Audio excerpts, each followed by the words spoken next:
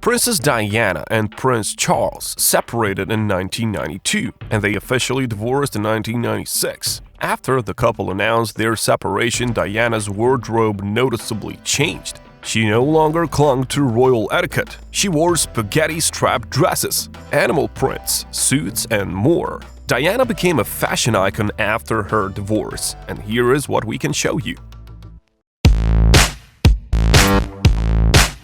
Princess Diana was the original monarch who ruled the art of royal dressing. She seamlessly embraced royal etiquette, all the while setting her own fashion rules, like not wearing gloves on official visits and single-handedly making the Dior Lady D bag one of the most coveted in the world. Her sartorial influence was such that even Kate Middleton and Meghan Markle often paid tribute to her in subtle ways. Meghan Markle wore Diana's ring on the evening of her wedding night, and just like Kate, she had Diana's blue ribbon sewn in her wedding dress. Meanwhile, the Duchess of Cambridge's maternity dress was a touch in tribute to Diana. And of course, you all know the story behind Kate Middleton's engagement ring. It might surprise you to hear that when Princess Diana first got engaged, she had no interest in fashion. But overnight, she went from a shy young aristocrat to a soon-to-be princess in the limelight and had to dress accordingly. At first, her style was very simple. As Diana's former stylist, Anna Harvey, revealed, Diana started off being really safe with her style. It was all very Laura Ashley, cubos, frills, and in other words, every little girl's interpretation of a fairy tale princess. On top of that, the young princess had to follow a strict dress code, which included dressing suitable for the occasion, and according to who she met, for example, other royalty children, etc. In the 1980s, her confidence in fashion grew up and got bolder. There were evening gowns, dynasty-esque sequin gowns, and brave-colored shoulder pads, which she pulled off elegantly. During the day, she favored power suits and dresses in equally bright designs and prints, always worn with matching accessories like pillar box hats. And in the 1990s, her fashion style took a completely different turn, and the reason for this was, obviously, her separation and then divorce from her husband. Princess Diana got rid of all things sugary, frilly, and princessy proper after her separation, to be specific, and embraced a bold, matured style. She adopted sleek silhouettes and strong colors, a shorter hairstyle, shorter hemlines, and bolder necklines. She still made great use of her jewels. Diana's first order of business was the reordering of Kensington Palace after Charles moved out. Her first decision was to throw out the mahogany double bed she had slept in at Kensington Palace since her wedding 11 years before. Then she had the bedroom painted and new locks fitted and changed her private telephone number. Her new life alone had begun, Andrew Morton later wrote.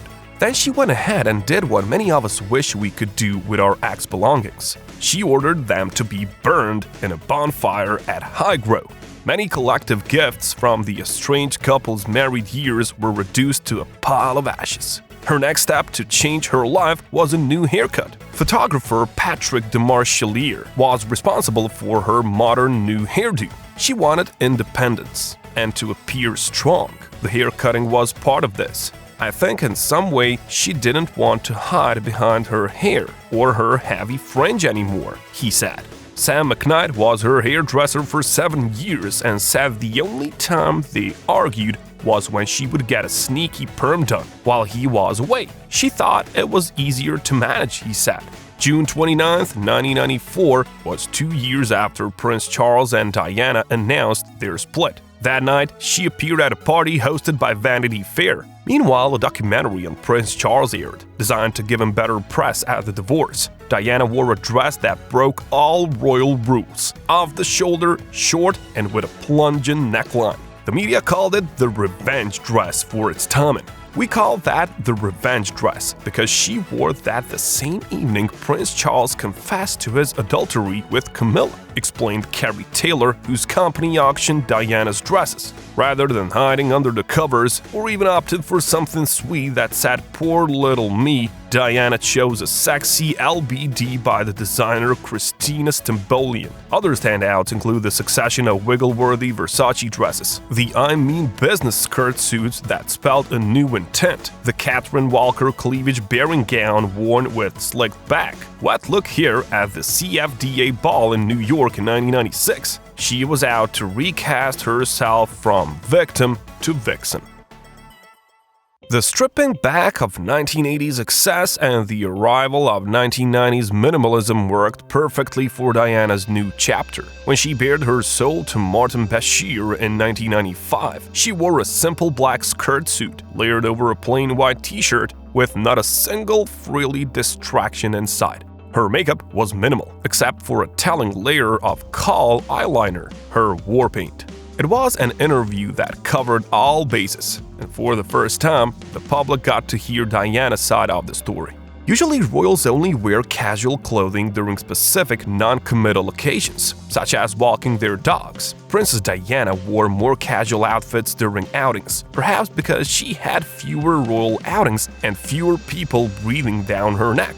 Although Diana was never truly off-duty and every look could be considered somewhat public, she did adopt an expressive casual wardrobe for when she was going about her everyday business, from dropping Princes William and Harry to school to grabbing lunch at some of her favorites' West London haunts. What the Insta generation loved from this time too are Diana's gym looks. Departing the Chelsea Harbor Club in sunglasses, cycling shorts, techie trainers, and slouchy sweaters, she looked quite literally supremely fit. After losing her title in the divorce, Diana stopped wearing as many floral patterns, big sleeves, or frills. This was in part thanks to her stylist Anna Harvey from British Vogue, but it also came from the freedom of not being seen as a royal. Her new formal dresses came in solid, bold colors with flattering silhouettes.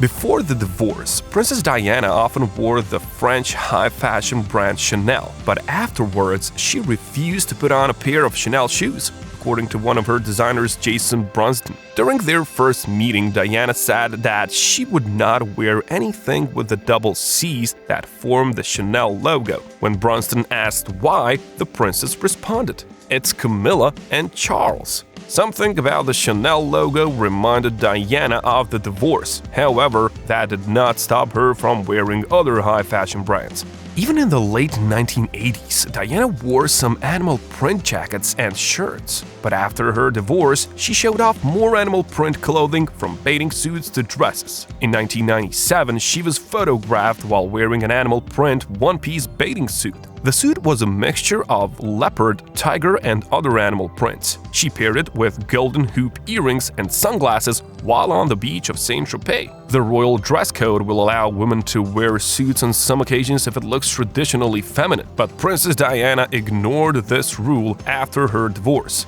In the first half of the 90s, Diana's newfound freedom was displayed via more international aesthetic, inspired by her travels among all the major fashion cities including Paris, New York, and Milan, and her new elite fashion circle from Gianni Versace to Valentino Garavani and Giancarlo Giametti.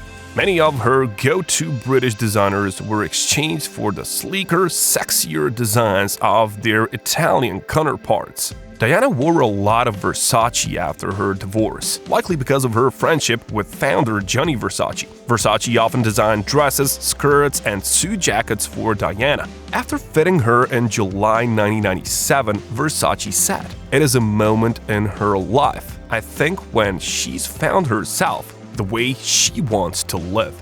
As Diana's dresses and shirts became more casual, so did her footwear. She embraced the 90s style of sneakers with chunky socks. Princesses are not forbidden from wearing sneakers, but her pairing tall socks with shorts were uniquely Diana. Princess Diana's makeup was always minimal. but it became more subtle after the divorce. She did not need to dress formally as often after all. Her makeup artist, Mary Greenwell, told ABC News that she mainly emphasized her eyes. Although Diana wore low necklines after her divorce, she also did the exact opposite, embracing high necklines. She often wore sweaters with high turtlenecks and even large cowl necks. It was another version of the choker, perfectly fitting her short hairstyle. By finally tuning a look that was poised, polished, and paparazzi ready at all times, but also easy, breezy, and flirty, she reminded the world that although she had lost her HRH status, she was still the quintessential modern princess.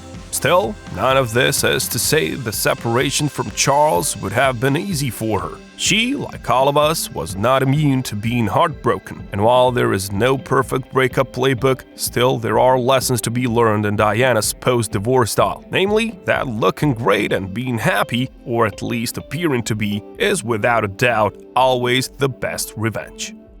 Don't forget to press that bell button and subscribe to our channel to always be in tune with celebrity news.